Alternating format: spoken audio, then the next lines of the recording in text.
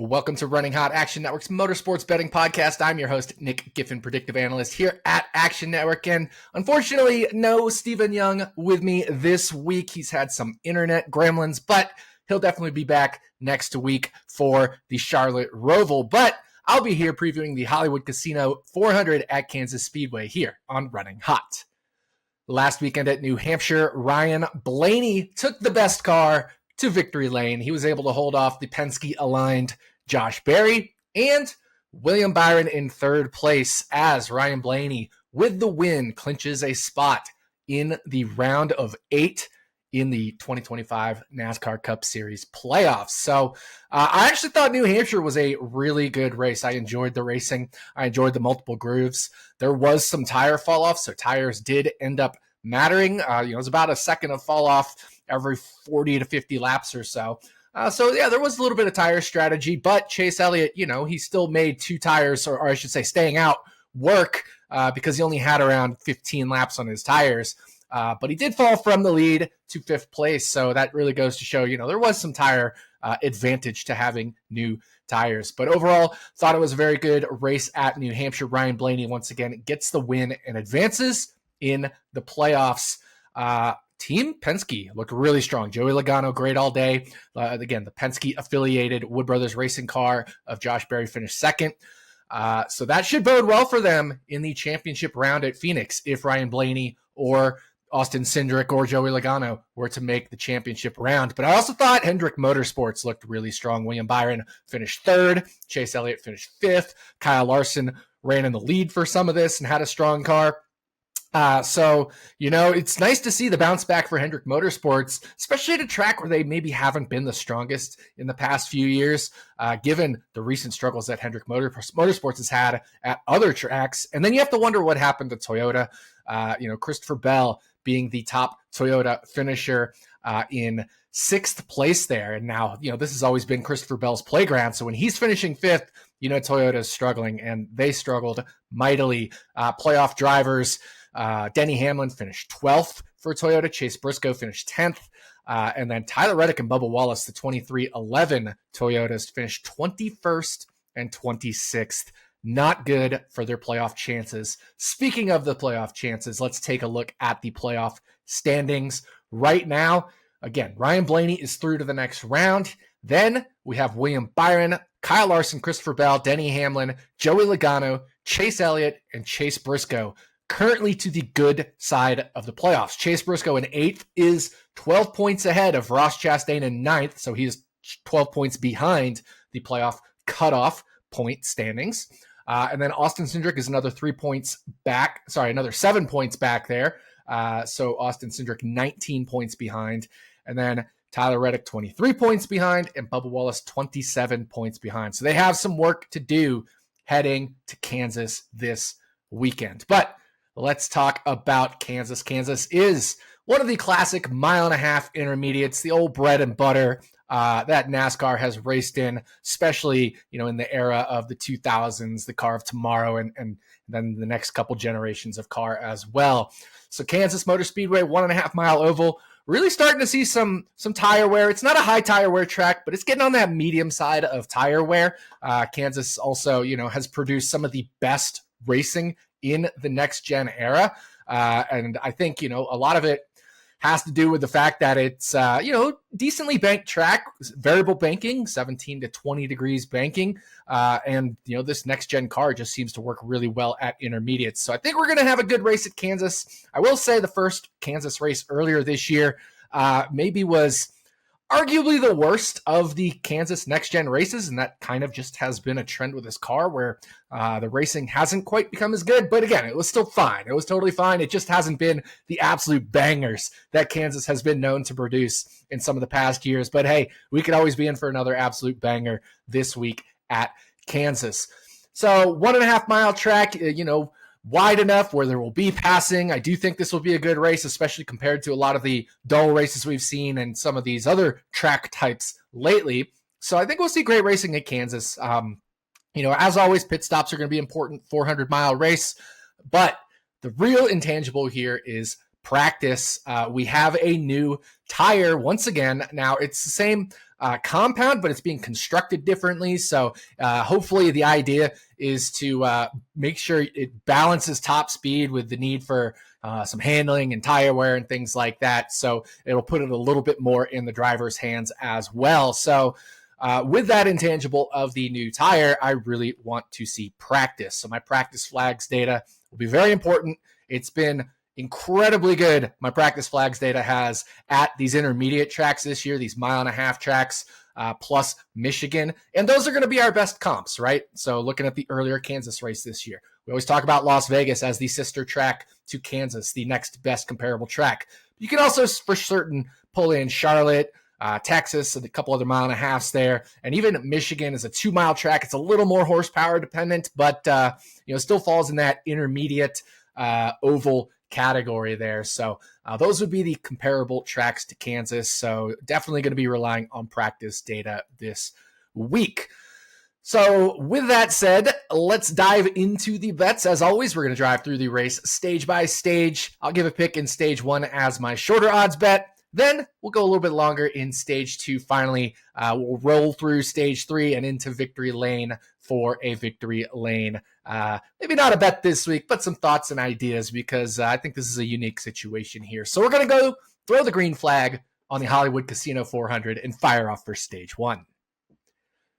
All right, for my stage 1 pick, I already tracked this in the Action Network app yesterday once top 10 odds started dropping, and that's Alex Bowman for a top 10 finish. I was able to grab him at plus 140. I believe there's still a plus 120 out there. Certainly like this at pretty much any plus number. I think, Alex Bowman this year, and especially as of late, has had some really bad luck, a really bad rap, if you will, just in terms of, he got bumped from the round of 12, the first round of the playoffs, with 3 pretty poor showings.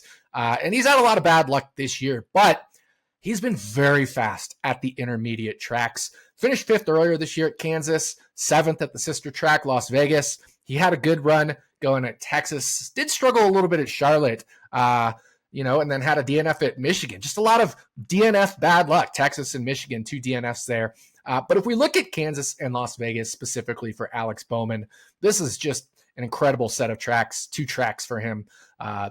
Kansas in its best comp. 5th this year and 7th, like I mentioned, last year.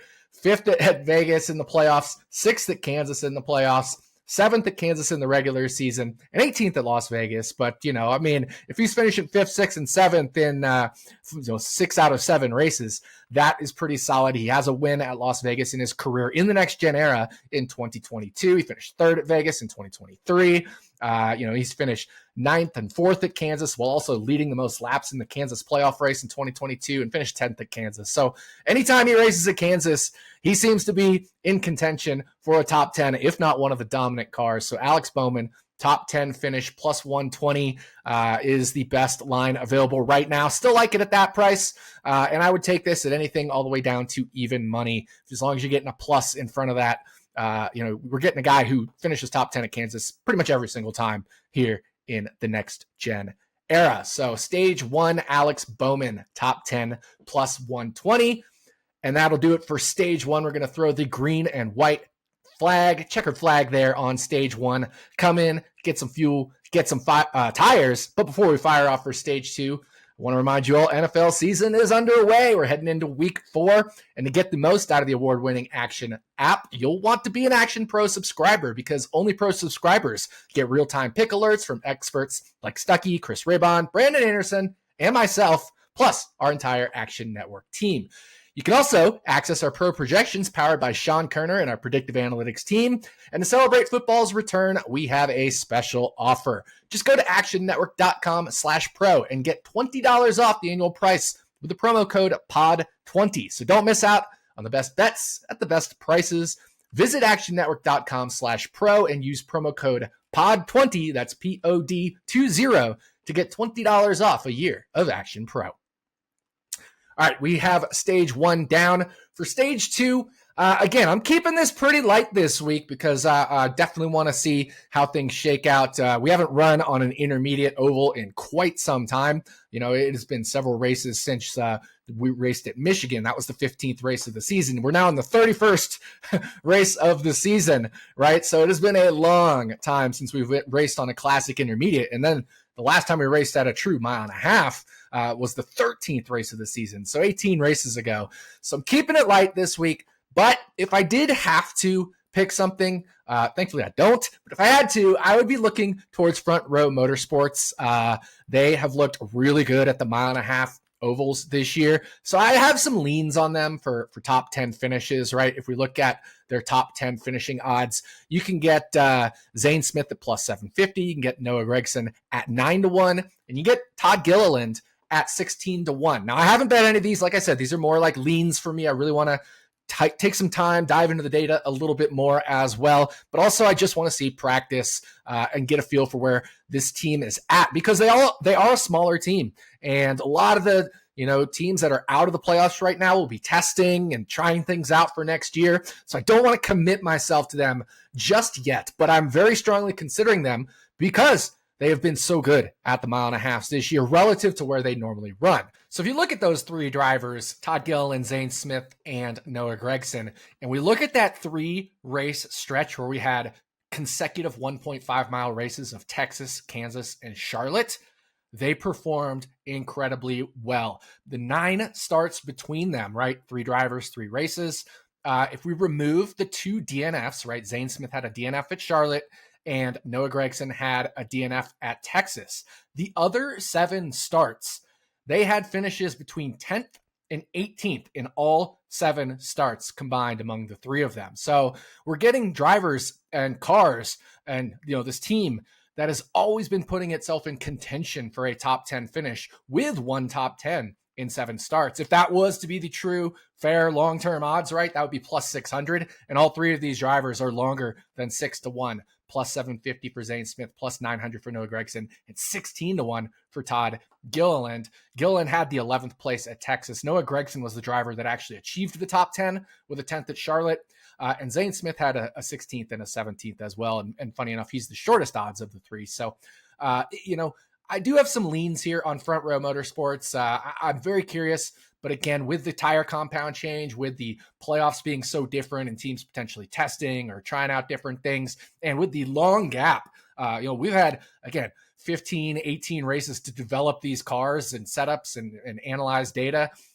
This could be very different from earlier in the year. And we've kind of seen that. We've seen recently teams that are good at certain tracks lately, or I should say teams that, in the past have been good at certain tracks. This year, in the last handful of races, haven't, right? We know Joe Gibbs has always been great at New Hampshire. They struggled this past weekend at New Hampshire. We know Hendrick Motorsports has always been really good at Darlington. They struggled at Darlington. They struggled in the first round of the playoffs as a whole, even at Bristol. So I think relying on past data, we're almost at a point where track history has kind of become minimized a little bit. So that's another reason I'm not fully committing myself to, Front Row Motorsports here. Track and track type history has started to almost go off the rails a little bit in the past handful of races. So I think that's an interesting trend to keep an eye on as well. But I do have leans on them for all 3 drivers to finish inside the top 10 as my stage 2 pick. All right. Stage 2, we have completed. We're going to throw the green and white checkered on that stage. We're going to drive through stage 3 and into victory lane. And for victory lane, again, I don't have a pick this week. I am being pretty cautious given a lot of the recent trends we've seen with, track history and track type history kind of going off the rails. We've now got another tire change here with the way they're constructing this compound, which is supposed to change the handling and the feel a little bit and make the balance a little bit different in terms of do you compromise top speed to have a little bit better wear and handling. So I really want to wait for practice. So victory lane is all about practice. Wait for practice this weekend. Obviously, we hope it doesn't rain or anything like that in Kansas. I don't believe there is rain in the forecast, but just in case, it's looking sunny all weekend. So we should be fine. I don't really see any rain in the forecast at all. So wait for practice. Practice is going to be so incredibly important, and practice flags, especially at Kansas earlier this year, was massive. It had such a strong correlation with race speed. And really all the intermediates have had a strong correlation with race speed, that the number one factor this week for my analysis is going to be practice. Make sure you use my practice flags data as part of the Roto Grinders package as well. And that is going to be so important. I will be using it and relying on it heavily for my bets this weekend. So, that's the problem with doing a midweek show. Sometimes you want to wait midweek until you've seen the cars on track and get some real on-track data. But that's kind of where my mind is at earlier this week. I'll give you a few other drivers I'm interested in. Ty Gibbs, 40-1 to win. We're getting a Joe Gibbs racing car at 40-1. I know he's never won, but he's got a little bit of revenge on his mind. So definitely curious about that one. Obviously, Carson Hocevar has been strong at a lot of the intermediate tracks, and he's in that 40-1 range as well. I think he's now down to 35. So at Chris Buescher, he's always been really strong at Kansas if you want another kind of medium shot driver. So I think there's some options here this weekend in terms of places I'll be looking, but I really want to see these cars on track. So that is going to do it for us. Thanks for listening to the Hollywood Casino 400 episode of Running Hot, Action Network's motorsports betting podcast. If you'd like to tail some of the bets we discussed today, look for the quick slip link in the podcast and video description, or go to actionnetwork.com/bet now. We'll be back next week with Stevie to talk bets for the Bank of America Roval 400 on the Charlotte Motor Speedway Roval. On behalf of Stevie, thanks again for listening, and we'll see you back here next week on Running Hot from Action Network.